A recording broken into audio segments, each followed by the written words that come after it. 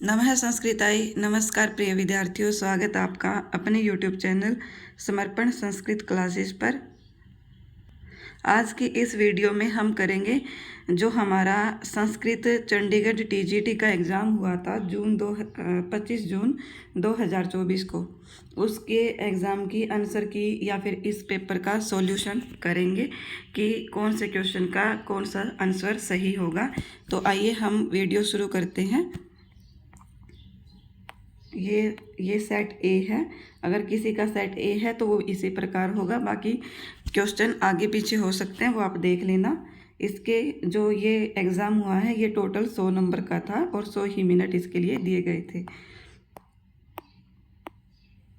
सबसे पहला क्वेश्चन है, निम्न में से कौन सा कृष्ण का संबोधन नहीं है।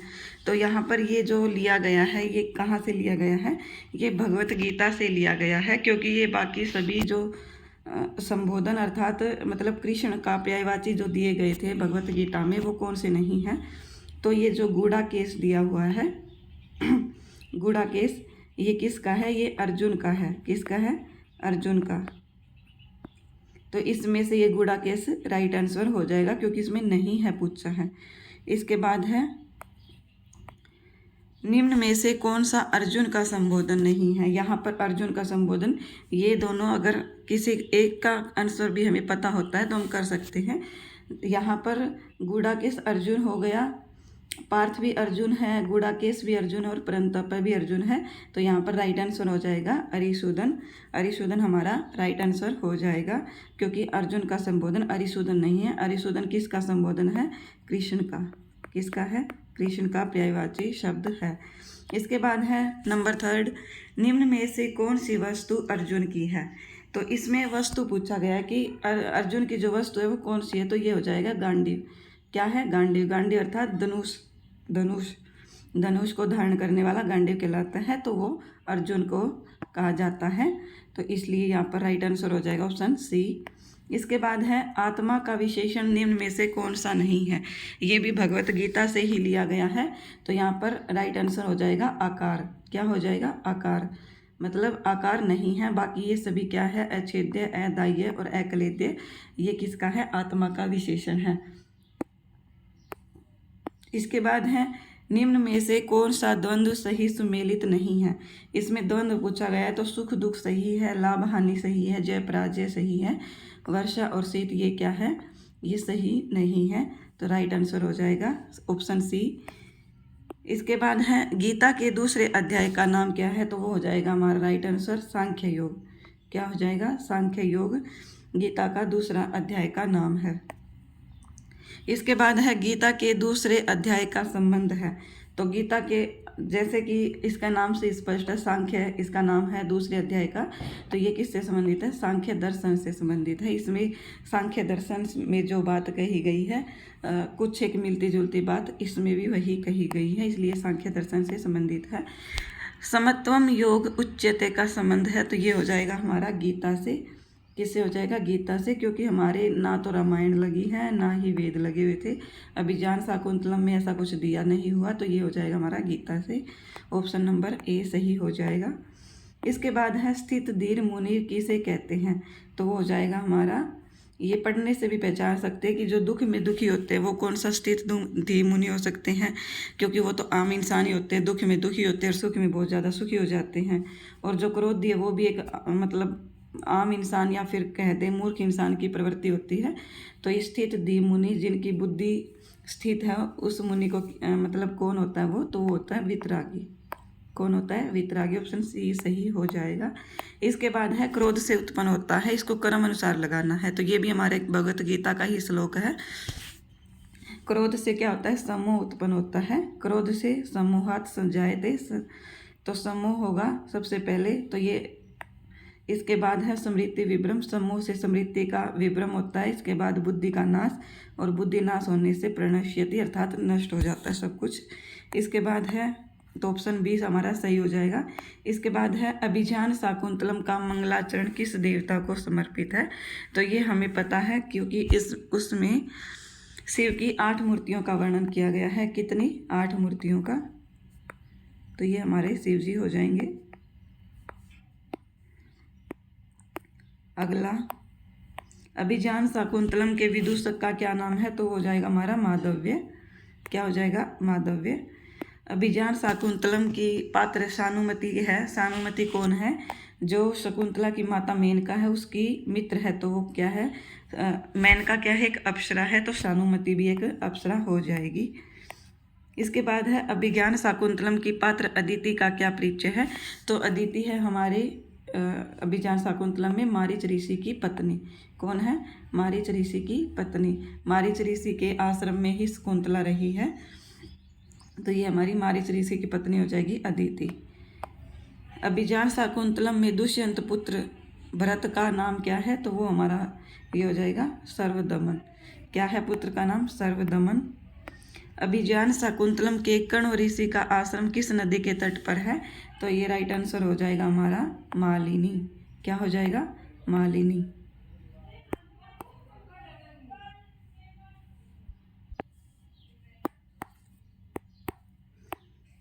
आगे है स्त्रीणाम शिक्षित पटुत्व मानुषीषु अभिज्ञान शाकुंतलम के किस अंक से संबंधित है?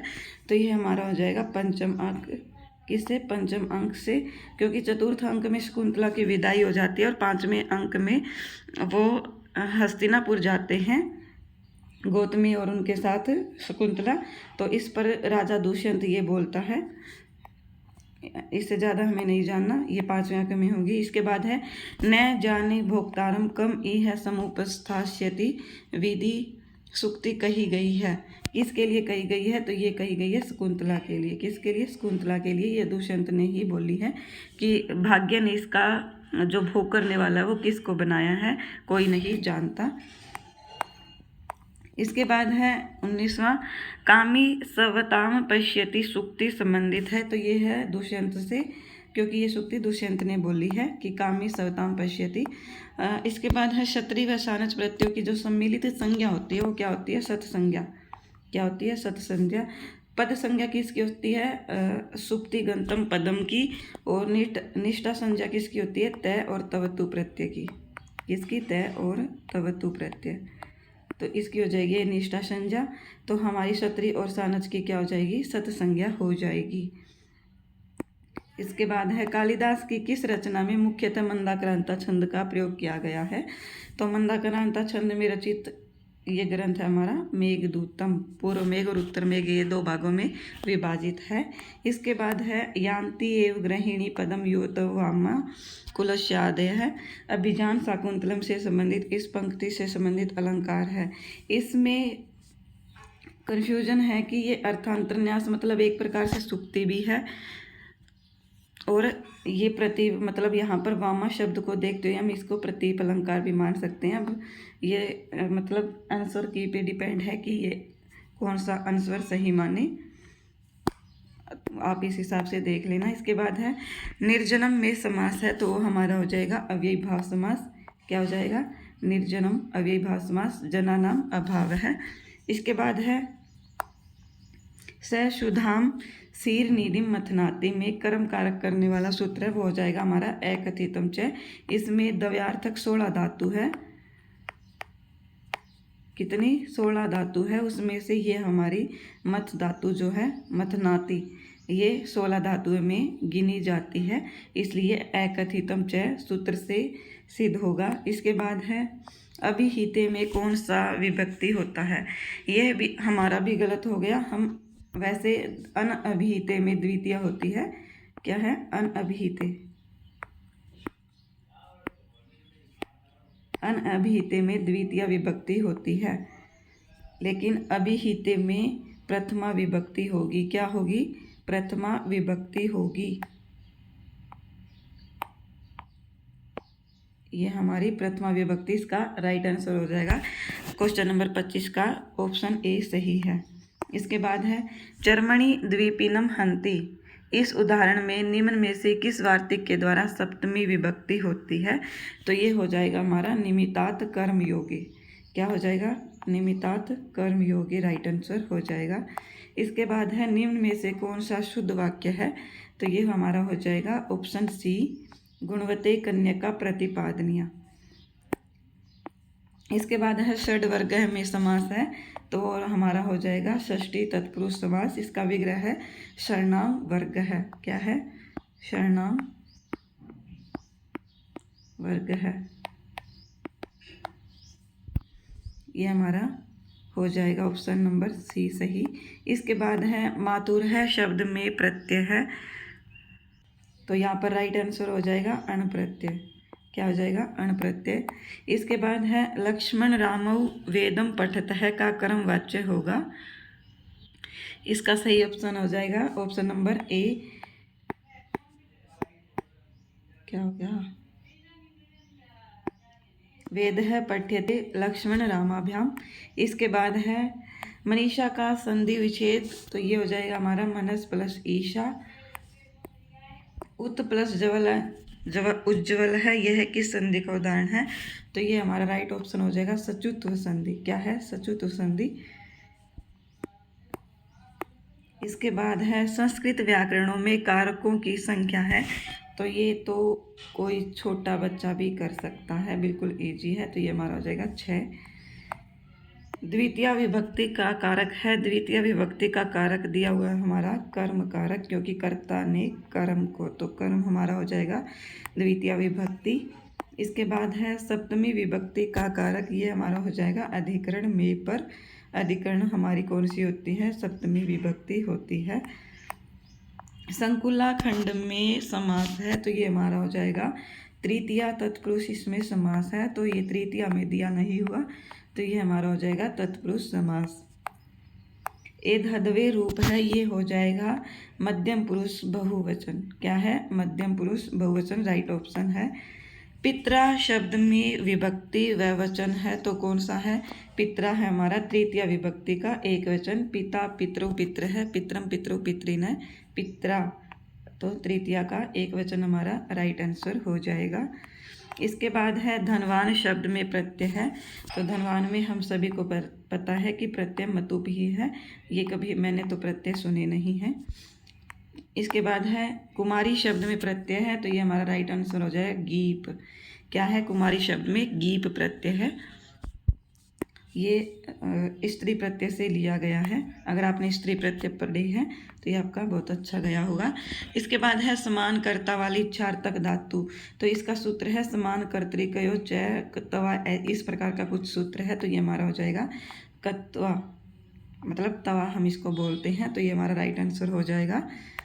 इसके बाद है निम्न में से कौन सा शुद्ध वाक्य है?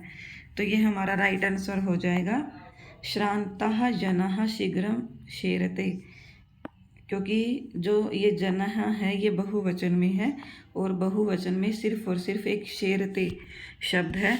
बाकी सयंती या सयंते इस प्रकार इसके रूप नहीं चलते हैं धातु के, और सब पीति एक वचन है, न कि बहुवचन। तो इसलिए हमारे राइट आंसर हो जाएगा शेरते, ऑप्शन नंबर सी। हंती है, हंती हमारा प्रथम पुरुष का एक वचन है। क्या है? प्रथम पुरुष का एक वचन। आगे है निम्न में से कौन सा आयुर्वेद का ग्रंथ है? तो हमें ये पता है कि आयुर्वेद का ग्रंथ कौन सा हमारा, सिर्फ और सिर्फ चरक संहिता। इसके बाद है निम्न में से कौन से आचार्य प्राचीन सर्जन के रूप में विख्यात है? तो प्राचीन सर्जन के रूप में जो विख्यात है वो हमारे हो जाएंगे आचार्य सुश्रुत। से सुश्रुत और से ही सर्जन के रूप में ये विख्यात है, इन्होंने सबसे पहले सर्जरी की थी। संहिता संज्ञा होती है, तो ये होती है हमारी प्रसन्निकर्ष संहिता। क्या होती है? प्रसन्निकर्ष संहिता की संहिता संज्ञा होती है। अदिति पर्यायवाची है, तो अदिति हमारा हो जाएगा पृथ्वी का। वैसे अदिति को माता भी कहा जाता है, देव माता, परंतु हम अधिकतर पृथ्वी को ही माता के रूप में जानते हैं, तो ये हमारा पृथ्वी राइट आंसर हो जाएगा। इसके बाद है अग्नि का विलोम शब्द है, तो ये हमारा हो जाएगा वरुण। अग्नि का विलोम शब्द, वरुण को जल का देवता माना जाता है, जल का देवता, और अग्नि का देवता अग्नि को ही माना जाता है, इसलिए जल का देवता हमारा वरुण राइट आंसर हो जाएगा। वणिग प्लस हस्ती, ये हो जाएगा हमारा वणिगस्ति। क्या है? वणिगस्ति। इसके बाद है नाववतु का संधि विच्छेद है।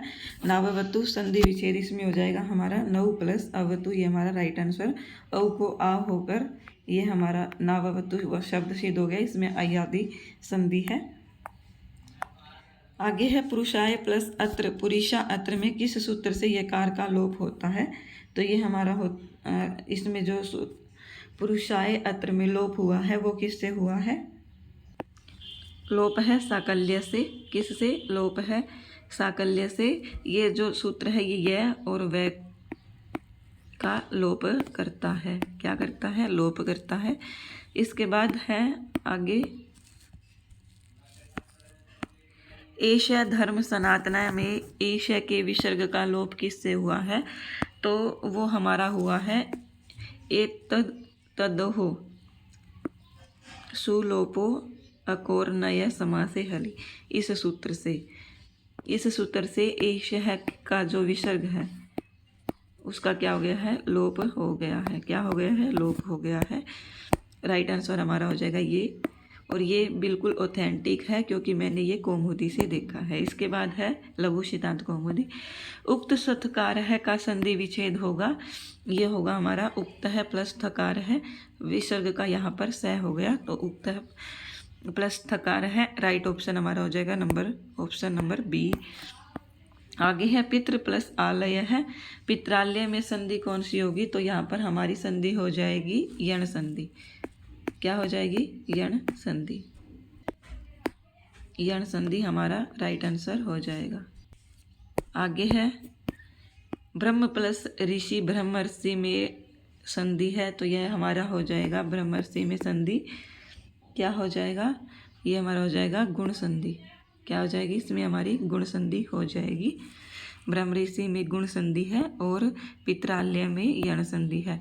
कठोर पद का विलोम है तो कठोर पद का विलोम हो जाएगा हमारा मृदु। क्या हो जाएगा? मृदु।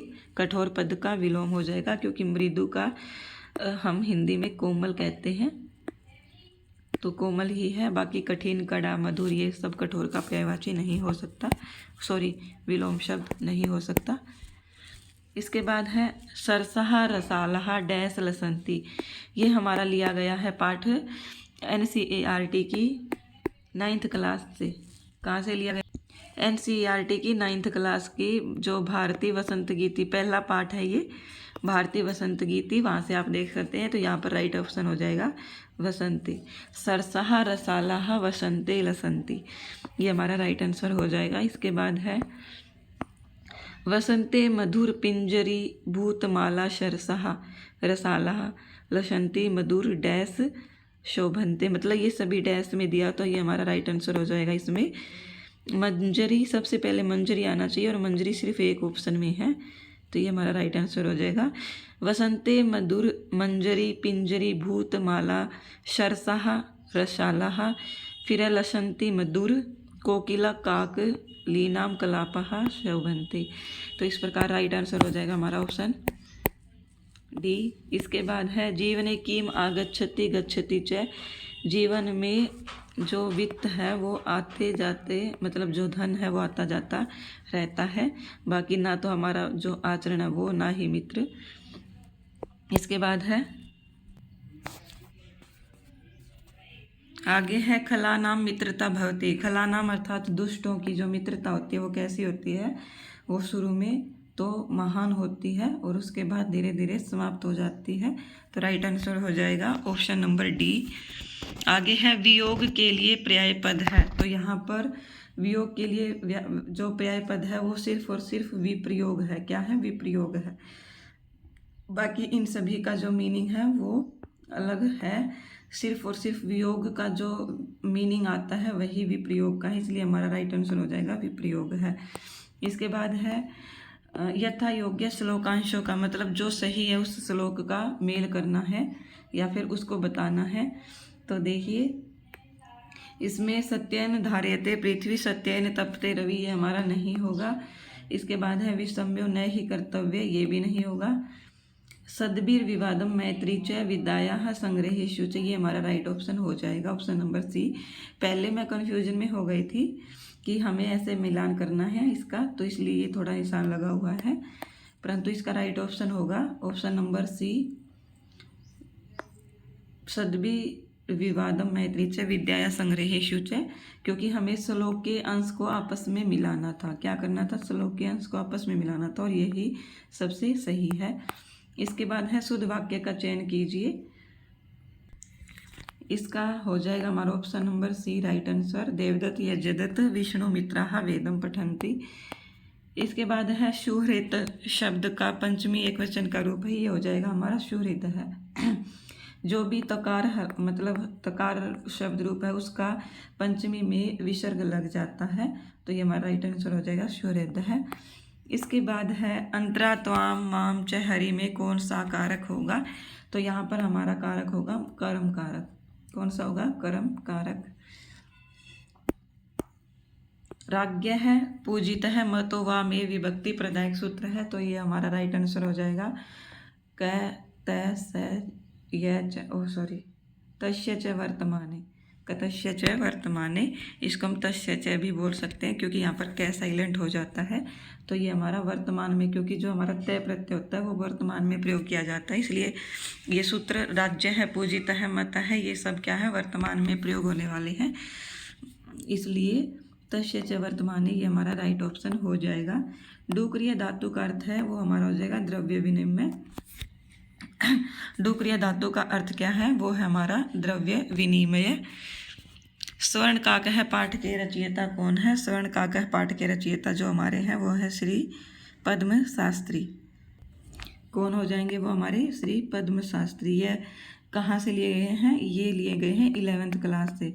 अभी 10 क्वेश्चन ऐसे, 8 या 10 क्वेश्चन ऐसे आएंगे जो सब के सब 11th क्लास से लिए गए हैं।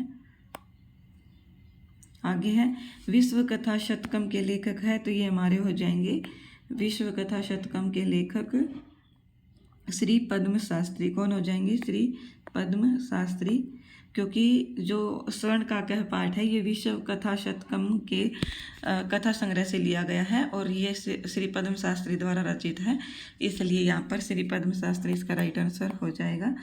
प्रेक्षण सप्तकम नाट्य संग्रह के रचयिता है, यहाँ पर हो जाएगा हमारा राधा वल्लभ त्रिपाठी। कौन हो जाएंगे? राधा वल्लभ त्रिपाठी प्रेक्षण सप्तक नाटक संग्रह के रचयिता है। इसके बाद है कल्पतरु नामक पाठ किस कथा संग्रह से लिया गया है? तो ये लिया गया है वेताल पंचविंशति, इस कथा संग्रह से लिया गया है। इसके बाद है आगे भ्रांतो बाल है नामक पाठ उद्धृत है। भ्रांतो बाल है जो पाठ है वो कहाँ से उद्धृत है? तो ये हो जाएगा हमारा संस्कृत प्रौढ़ावली से। कहाँ से हो जाएगा? संस्कृत प्रौढ़ावली, अर्थात ऑप्शन नंबर बी हमारा राइट आंसर हो जाएगा। प्रत्यभिजानम पाठ के रचयिता है, तो ये हमारे हो जाएंगे भास जी। कौन हो जाएंगे? प्रत्यभिजानम के रचयिता भास। इसके बाद है लोह तुला पाठ के रचयिता कौन है? तो ये हमारे हो जाएंगे विष्णु शर्मा। कौन हो जाएंगे? विष्णु शर्मा, लोह तुला पाठ के रचयिता। आगे है कथा श्रित सागर विरचित है, तो ये सोमदेव की है। किसकी है? सोमदेव की। क्षमा करना, ये एक पेज थोड़ा सा मतलब सही से ऐड नहीं हो पाया है, इसलिए आप इसको ऐसे ही देख लीजिए। क्वेश्चन नंबर 76 है जटायोः शौर्यम उद्धृत है। जटायुः की शूरता कहाँ से उद्धृत है? तो ये जटायु का वर्णन आपको पता ही है, रामायण के अरण्यकांड से है, तो ये हमारा राइट आंसर हो जाएगा रामायण से। इसके बाद है वांगमन है प्राण स्वरूपम पाठ आधारित है, तो ये कहाँ से आधारित है? ये छांदोग्य उपनिषद पर आधारित है। किस पर आधारित है? छांदोग्य उपनिषद पर। इसके बाद है सूची पर्यावरणम ग्रंथ उद्धृत है, तो ये हमारा हो जाएगा लस लतिका ग्रंथ से। कहाँ से हो जाएगा? लस लतिका ग्रंथ से। अगर किसी ने भी जो मेरे पढ़ाई हुए प्लेलिस्ट देखी थी, क्या प्लेलिस्ट मतलब जो मैंने चंडीगढ़ टीजीटी के लिए स्पेशल प्लेलिस्ट क्रिएट की थी, बनाई थी, अगर वो किसी ने भी देखी हो तो उसका NCERT का एक भी क्वेश्चन 100% 101% गलत नहीं हुआ होगा। अगर किसी ने नहीं पढ़ा है तो उनका क्या कह सकते हैं। इसके बाद है आगे बुद्धिर बलवती सदा पाठ लिया गया है, तो ये हमारा लिया गया है सुख सप्तति से। कहाँ से लिया गया है? बुद्धिर बलवती पाठ सुख सप्तति संग्रह से लिया गया है। इसके बाद है सेमुसी, जो हमारी 10th क्लास की बुक है। प्रतिपादित व्यायाम की महिमा को किस ग्रंथ से लिया गया? तो ये लिया गया है सुश्रुत संहिता से। सुश्रुत संहिता में कितने स्थान है? तो 5 हो जाएंगे। कितने हो जाएंगे? 5, क्योंकि एनसीईआरटी में 5 ही माने गए। ये क्वेश्चन भी आगे पूछा गया है। कुंदमाला ग्रंथ है, तो ये किसकी रचना है? तो ये हमारी दिंगनाग जी की हो जाएगी। दिंगनाग ने ही कुंदमाला ग्रंथ की रचना की है। महाभारत का वन पर्व संबंधित है, मतलब एनसीईआरटी की बुक में ऐसा कौन सा पाठ दिया गया है जो महाभारत के वन पर्व से संबंधित है? तो ये हो जाएगा जननी तुल्यवत्सला। क्या है? जननी तुल्यवत्सला। विचित्र साक्षी ही पाठ किन की कथा का संपादित अंश है? तो ये हमारा हो जाएगा ओम प्रकाश ठाकुर। क्या हो जाएगा? ओम प्रकाश ठाकुर। किस ग्रंथ को तमिल भाषा का वेद कहा जाता है? तो ये हो जाएगा तिरुकुरल। क्या हो जाएगा? तिरुकुरल। और जो तिरुवल्लुर है, ये इसके तिरुकुरल के रचयिता है। कौन है रचयिता? ये जो है ये तमिल भाषा का जो तिरुकुरल ग्रंथ है, ये तमिल भाषा का वेद कहा जाता है। इसके बाद है चंदन दास किस नाटक का पात्र है? तो ये हो जाएगा हमारा मुद्रा राक्षस। चंदन दास कौन है? तो चंदन दास अमात्य राक्षस का बेस्ट फ्रेंड, अर्थात एक बहुत ही घनिष्ठ मित्र है चंदन दास।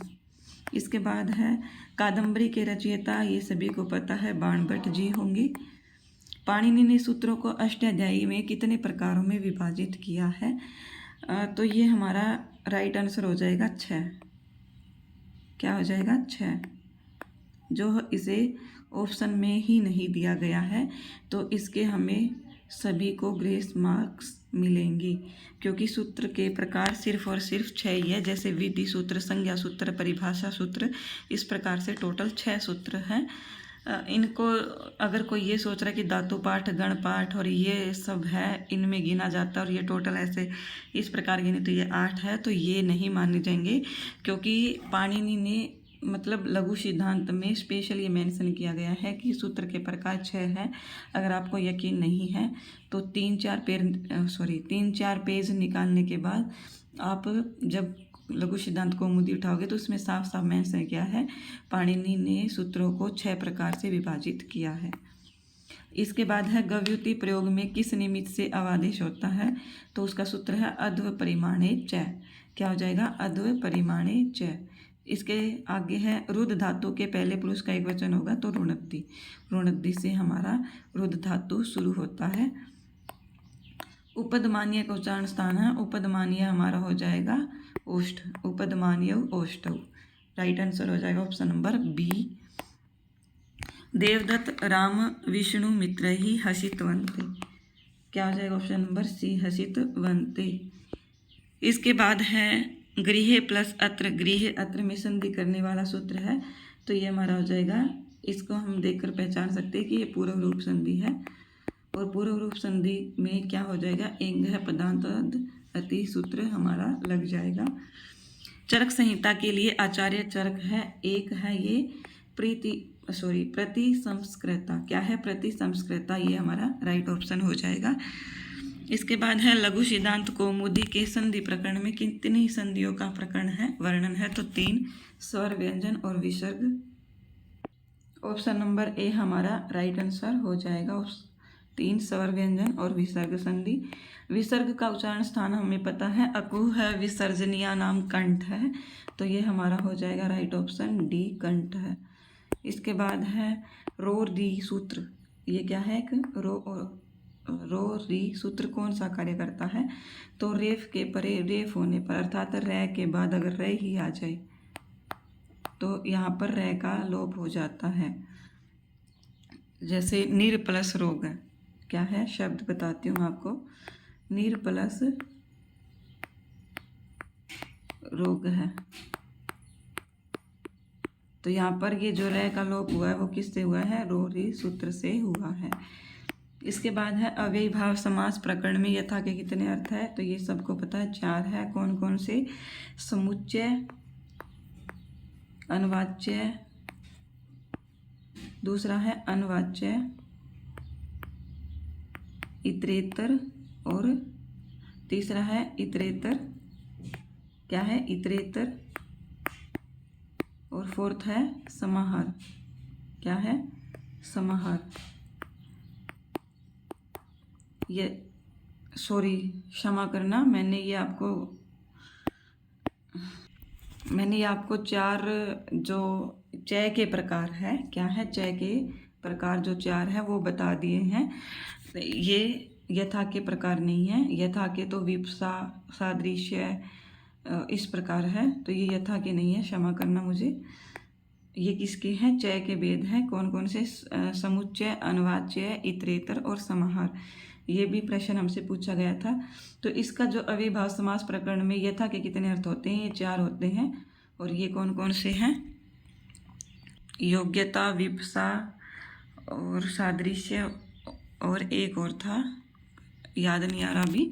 ये होते हैं हमारे यथा के प्रकार। आगे क्वेश्चन नंबर, चय आर्थे द्वंद्व सूत्र में निम्न से कौन सा चय का अर्थ नहीं है? जो मैंने पहले बताया था आपको चार, वो चय के अर्थ थे। तो इसमें समुच्चय होगा, अनवाच्य भी होगा, समाहार भी होगा, लेकिन समन्वय नहीं होगा। तो नहीं पूछा हमसे, तो नहीं, समन्वय नहीं होगा। क्या होगा? इतरेत्र होता है। इसके बाद है भिक्षाम अट गाम चाहनीय, किसका उदाहरण है? तो ये हमारा हो जाएगा अनवाच्य का। किसका उदाहरण है? अनवाच्य का। किसका उदाहरण हो जाएगा? ये हमारा अनवाच्य का। आगे है लास्ट क्वेश्चन, सुश्रुत संहिता में डैश स्थान है? तो ये हमारा राइट आंसर हो जाएगा 5। वैसे मतलब किसी किसी बुक में इसके 8 भी दिए गए हैं, लेकिन हमें क्या करना है, ऑथेंटिक जानकारी जो है वो NCERT की पुस्तक को ही मानना है।